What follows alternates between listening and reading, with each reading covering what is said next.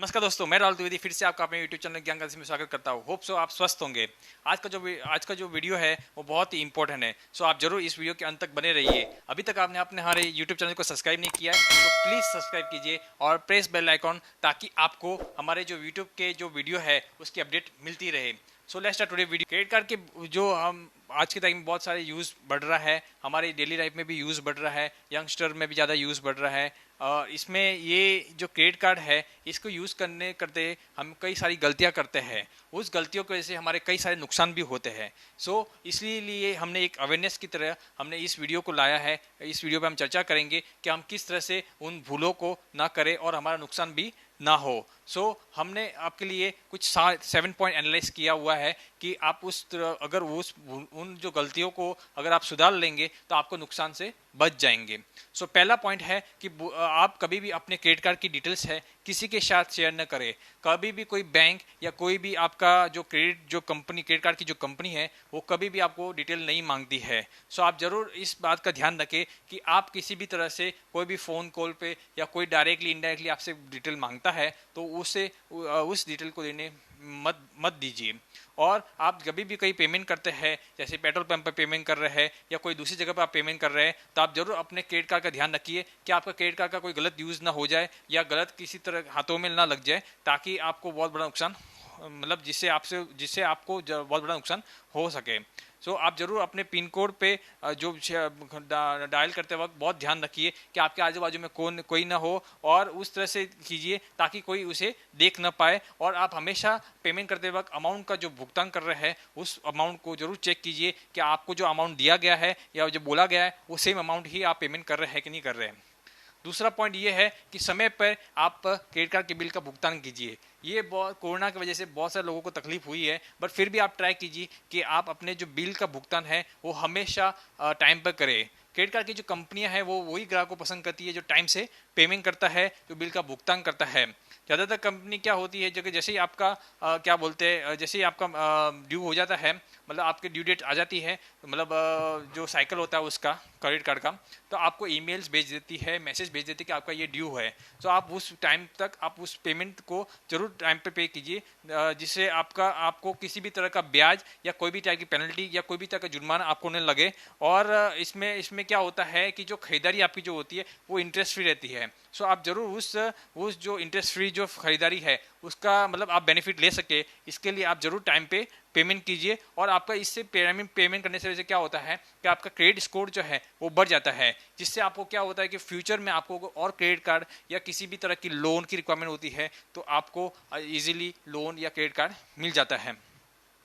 तीसरा पॉइंट होता है कि आप मिनिमम ड्यू पे करते हैं। तो उसमें क्या होता है कि बहुत सारे लोग क्या करते हैं कि आजकल बहुत मतलब क्रेडिट कार्ड कंपनी ने ऑफर दिया हुआ है कि आप मिनिमम ड्यू पे कर दीजिए तो आपका कोई प्रॉब्लम नहीं होगा, बट वो मिनिमम ड्यू जो है वो आगे जाके बहुत महंगा पड़ता है। क्रेडिट कार्ड कंपनियां आपसे मतलब उसके ऊपर ब्याज लेती है, जो आउटस्टैंडिंग रहती है उस पर ब्याज लेती है। वो लगभग आपको समझो ना 2 से 4% का ब्याज होता है, मतलब देना पड़ता है। और जो सालाना जो मिलके वो 24 से 48% तक चला जाता है। तो इसलिए आप हमेशा ट्राई कीजिए कि मिनिमम ड्यू ना पेमेंट करें, जबकि फुल भुगतान आप अपना क्या बोलते हैं क्रेडिट कार्ड का जो बिल है उसका पूरा भुगतान करें। और ईएमआई भी अगर आप करवाते हैं, आजकल ईएमआई का भी उन्होंने ऑप्शन दिया हुआ है। अगर आप उस बिल का ईएमआई भी करवाते हैं तो वो भी आपको 15 से 18% का ब्याज देना पड़ता है उसके ऊपर। आप ये जरूर ध्यान रखिए कि आप ईएमआई या किसी भी तरह का मिनिमम ड्यू पेमेंट का मतलब ना करें और उसे फुल पूरा ही पेमेंट करने की कोशिश करें। आप कभी भी क्रेडिट कार्ड का जो फोर्थ पॉइंट जो है वो मतलब आप क्रेडिट कार्ड में एक फैसिलिटी दी होती है कि कैश आप निकाल सकते हैं। आपको कुछ लिमिट, जैसे आपने 3 लाख का कुछ क्रेडिट कार्ड का लिया हुआ है तो आपको 40 से 50 हज़ार बोल देते कंपनी वाले कि आप इसमें से कैश निकाल सकते हैं।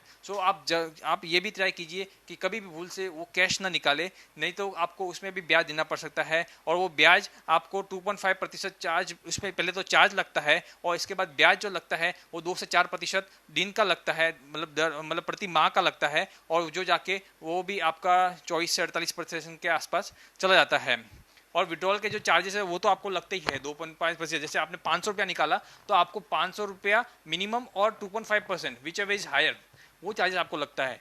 ये आप जब भी क्रेडिट कार्ड में से कैश निकाले तो आप बहुत कॉशनली कैश निकाले ना, और जितना हो सके नहीं निकाले। फिर आप कभी भी क्रेडिट लिमिट है वो कभी मतलब आप कभी ख़त्म ना करें, मतलब पूरा उसका यूटिलाइज ना करे। जैसे आपके पास 3 लाख का समझो क्रेडिट लिमिट है, तो आप 3 लाख तक आके पूरा खत्म ना करें उसे। इससे क्या होता है कि इसमें क्या होता है कि इसमें कंपनी के साथ में आपका एक नकारात्मक पिक्चर भी जाता है कि ये इसने अगर फुली यूटिलाइज किया, इसका मतलब ये है कि इसके पास कैश नहीं होता है और विड्रॉ जो क्या बोलते हैं डिफॉल्ट के चांसेस बहुत ज़्यादा है। अगर आपको एक स्ट्रेटेजी यूज़ करनी है तो आप ये कर सकते हैं कि आप 2 और 3 क्रेडिट कार्ड मतलब आप रखिए, ताकि आपसे क्या, जैसे उसका समझो कि आप 1.5 लाख उसमें से यूज़ कर लिया और आपको और 1.5 लाख की रिक्वायरमेंट है तो और किसी क्रेडिट कार्ड से 1.5 लाख की रिक्वायरमेंट को पूरा कर दिया, तो वैसे आप एक उसमें कर सकते हैं। फिर क्या होता है कि 6 पॉइंट आपके लिए ये है कि इसमें जैसे रिवॉर्ड पॉइंट्स होते हैं, तो कुछ लोग क्या करते हैं रिवॉर्ड पॉइंट्स या कुछ कैशबैक या कुछ उस चक्कर में बहुत सारा खर्चा कर देते हैं। सो क्रेडिट कार्ड कंपनियां मतलब क्या करती है, आपको मतलब रिवॉर्ड पॉइंट देने के लालच में या आपको कैशबैक के लालच में आपको बोलती है कि आप इसमें से स्वाइप कीजिए, ये वो सब ये बाय करिए। तो आप क्या करते हैं अधिक खर्चा कर लेते हैं और आपका उससे क्या होता है बजट जो आपका रहता है, डेली बजट जो होता है या मंथली बजट जो होता है वो डिस्टर्ब हो जाता है। तो हमेशा ट्राई कीजिए कि आप रिवॉर्ड पॉइंट्स के चक्कर में ना पड़े और ना कोई कैशबैक के चक्कर में पड़े।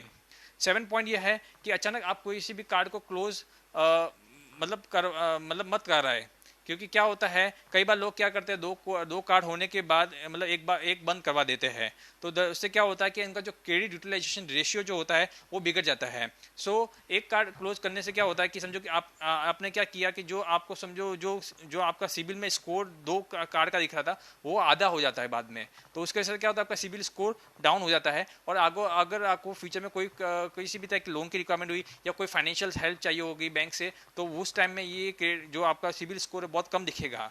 सो हमेशा ट्राई कीजिए कि आप उस कार्ड को क्लोज ना कराएं, ताकि उसको थोड़ा थोड़ा यूज कीजिए, ताकि उसको में भी आपका ये क्या बोलते हैं सिबिल स्कोर बढ़ता रहे। और जितना आपका सिबिल स्कोर अच्छा रहेगा उतना आपका मतलब आपको आगे जाके क्रेडिट जो है गवर्नमेंट मतलब बैंक से चाहिए होगी या फाइनेंशियल इंस्टीट्यूशन से चाहिए होगी वो मिलती रहेगी। सो हमेशा ट्राई कीजिए कि इन 7 पॉइंट के अंदर आप मतलब ये शायद 7 जो गलतियां है वो ना करें, और जिससे आपको नुकसान भी ना हो, और अगर हो भी तो बहुत कम हो।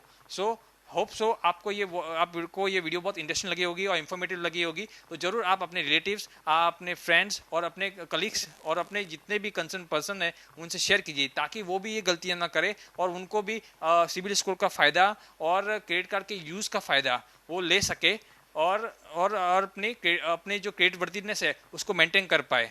So thank you for watching this video. जय हिंद, जय भारत।